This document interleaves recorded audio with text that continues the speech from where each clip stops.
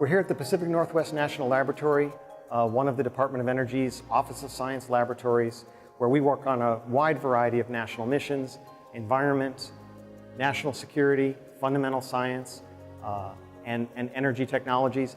And this facility that we're in, the Radiological Processing Laboratory, RPL for short, is a unique national facility where science and technology comes together with high-risk nuclear operations. Today it is used, for example, in science, it's used for fundamental chemistry of actinide materials. It's used for understanding materials processing and materials performance in high radiation environments. For national security, it's used for non-proliferation technologies to reduce the risk of terrorism and weapons of mass destruction. In the energy environment, it's used for advanced reactor materials and for understanding the risks of spent nuclear fuel. And of course, it's used to help develop waste vitrification and other environmental cleanup technologies.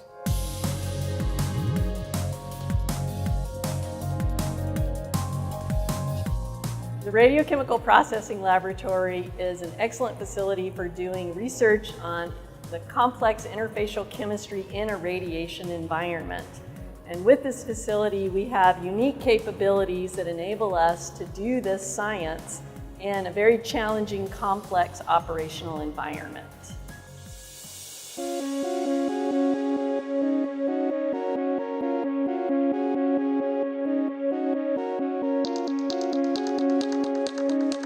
Here at the Radiochemical Processing Laboratory, we develop the technologies that separate the radionuclides from the nuclear waste to keep those radionuclides from going into the environment. The huge advantage of that is it really reduces the volume to reduce the load that goes into the geologic repository. We're developing the process monitoring protocols for separating used nuclear fuel. Specifically, we're developing the process monitoring tools that will measure in real time the concentrations of the species of interest and the concentration of the species of interest in real time, so we can optimize the process flow sheets. We're also looking at process monitoring at different scales, not just at the centrifugal contactor scale or commercial scale. We also go down to the microfluidic scale, where we can truly reduce the volume down to the nanoliter scale and still measure quantitatively. And that reduces the volume of waste and also the dose to personnel, to equipment, into the environment.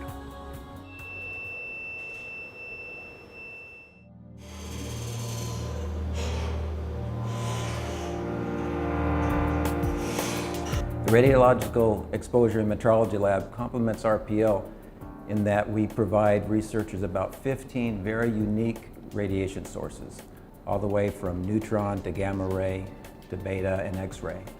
And they use these to test materials, test components, as far as their radiation hardness, their ability to stand up to radiation.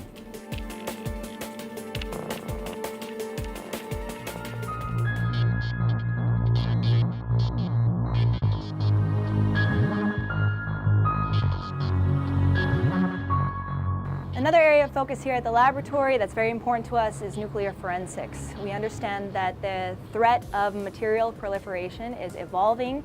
It's growing in complex at a rate that's proportional to the expansion of global nuclear energy and medicinal technology. We feel that in order for the world to access peaceful nuclear technology, we really need to understand the origin of these signatures. These nuclear signatures are important in these materials so that we can better discriminate between peaceful and clandestine nuclear processes. Here at the RPL, we are able to utilize traditional chemical characterization techniques such as infrared spectroscopy, Raman spectroscopy, and other optical spectroscopies, as well as our single crystal X-ray diffractometer, specifically to analyze radiological species. And by really utilizing all of these different capabilities, we are able to better ensure the safe use of nuclear technologies.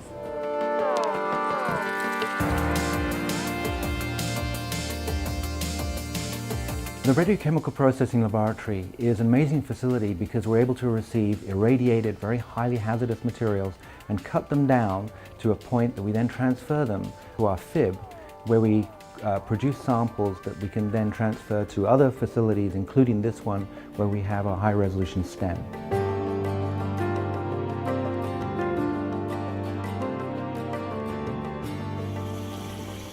So what's unique is we're using advanced microscopy techniques, including cryo-electron microscopy, in situ microscopy, to look at actinides in solution, to look at interfacial phenomena associated with nuclear materials in radiation environments.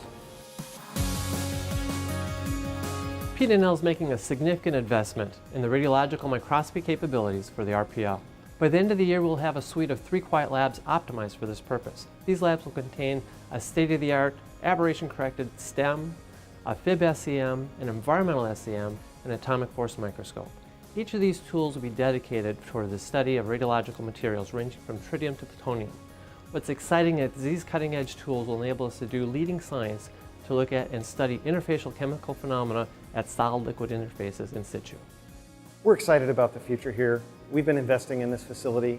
Its operating life has currently been extended to 2046, which is a really long time in this business. There's a great new generation of up-and-coming leaders, recent hires, great folks that have been hired into this and are learning the business, and we're really excited about where they're going to go. And the national mission need for this facility has been increasing, so we're very excited about the future.